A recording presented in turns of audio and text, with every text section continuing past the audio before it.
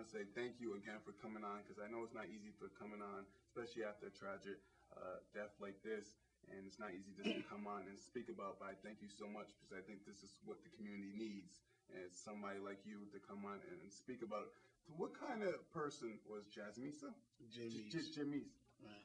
What kind of person was she? And before you even start, when I found out she passed away, I found out she actually attended the YMCA a lot, and that's where I work at. So I was it was really surreal for me when I found out that somebody so close who works, not working with me, but in the in the area where I was working at, that just passed away.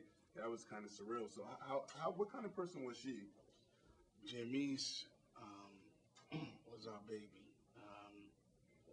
She had a heart of gold. Right.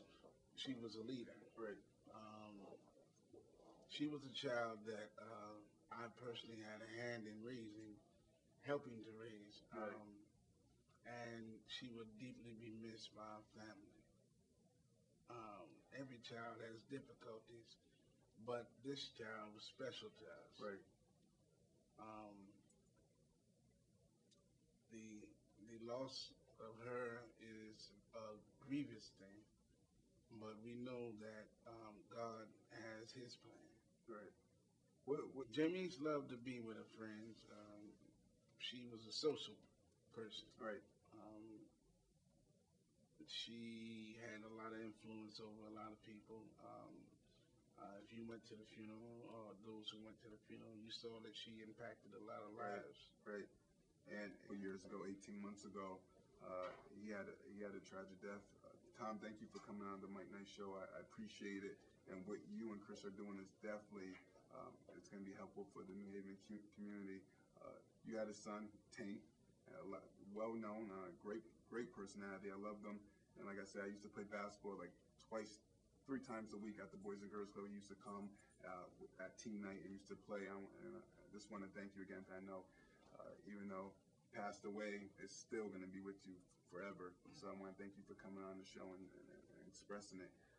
Tell us about your son, Tank, and what kind of son was he? I know he loved to play basketball, but that's all I know. What else did he like to do?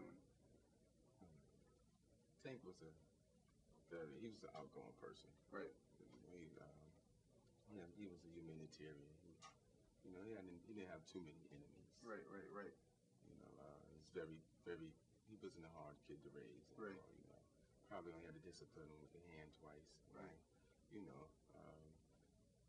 Tank gave me the pleasure to meet every last one of his teachers from the time he was kindergarten to the high school principal. Right. He volunteered me to coach the baseball team, basketball team. Right. I was at so many games that DJ, I was the coach at the time. Right.